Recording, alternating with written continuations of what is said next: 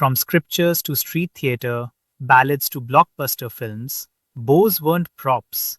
They were. Welcome to an Average Indian Sports Podcast, where history meets apathy and we still manage to care once every 4 years. Today's episode is about archery, the sport we technically invented, spiritually mastered, historically flexed, and then kind of forgot to win at. India has an entire scripture dedicated to archery. It's called the Dhanurveda. Not a yoga class, an actual Vedic science of warfare. We had Arjuna hitting targets blindfolded, Eklavya practicing with mud idols, and Vanavasis hunting dinner with bamboo arrows before Zomato was even born. Cut to 2024. Carbon fiber bows, laser calibrated aim, sports funding, and we are still chasing that elusive Olympic medal.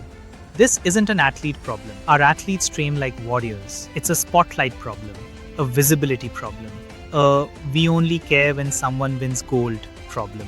We used to shoot arrows through revolving fisheyes. Now we scroll past live matches like they're banner ads. It's not that we lack the aim. Maybe we just lack the audience.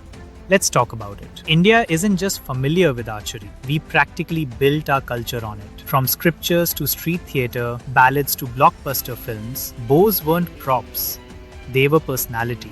But somewhere between Mahabharat reruns and Netflix binges, we misplaced the plot.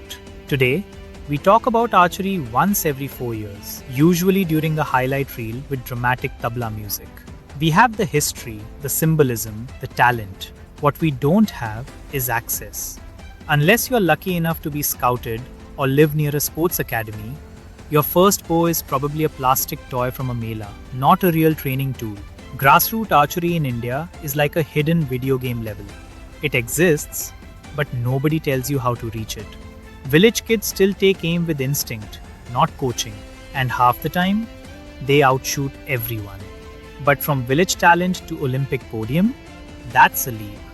A long one, over potholes and pollution. And one uncle asking, "Beta, engineering kyun nahi?" We don't lack legends. We lack lanes to reach them. Today, our best archers walk into Olympic arenas with the weight of that legacy and zero budget for slow-mo flashbacks. Other countries train on state-of-the-art facilities. We train with memes comparing archers to mythic heroes. There's pressure, there's silence, and there's one uncle yelling, "Agar Dadaji hote to gold pakka tha." But this isn't olden times. This is modern India. The targets are stricter, the scoring is tighter, and the competition? No divine blessings, no conch soundtrack. Yet, even without the sports history, our athletes still show up. Draw, anchor, release.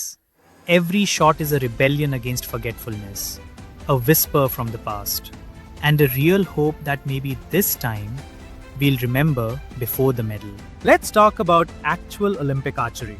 Because odds are, you're cheering, "Go India!" without knowing what the rules are. At the Olympics, we compete in recurve archery, the kind where the bow curves back like it's trying to high-five itself. There's also compound archery, uses pulleys, looks like Iron Man designed it. But that's not in the Olympics.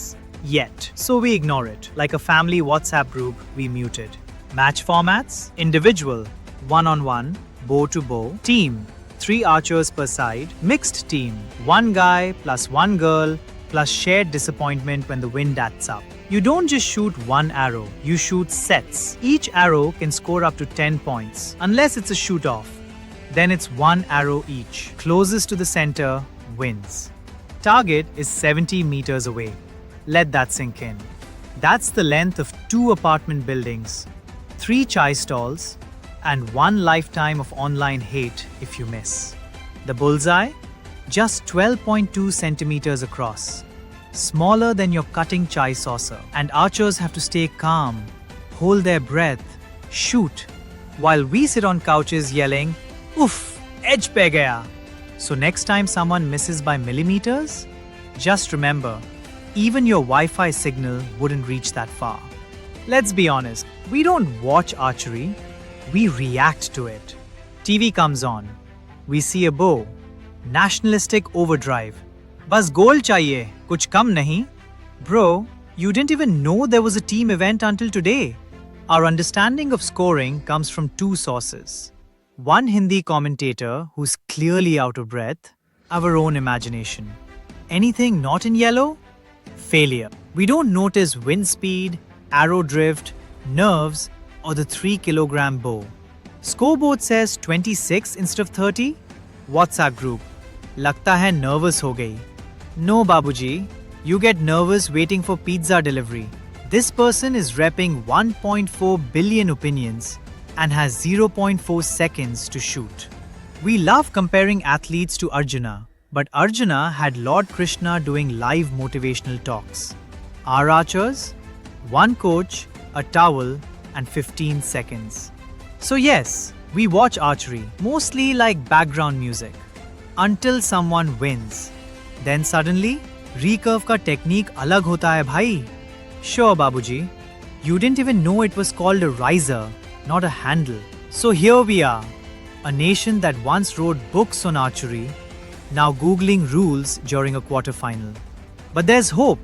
Every arrow from Deepika Kumari, Atanu Das, or another prodigy is a line connecting past to future.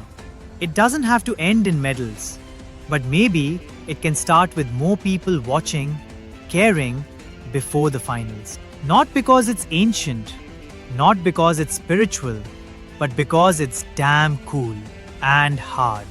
So next time you see a scoreboard flash 9-10-9, don't just check the medal tally, check your pulse. You might be more into this than you thought. Thanks for tuning in to an Average Indian Sports Podcast. We'll be back with more sports we barely follow but deeply overreact to. Until then, stay clueless, stay overconfident. Same delusion, different sport.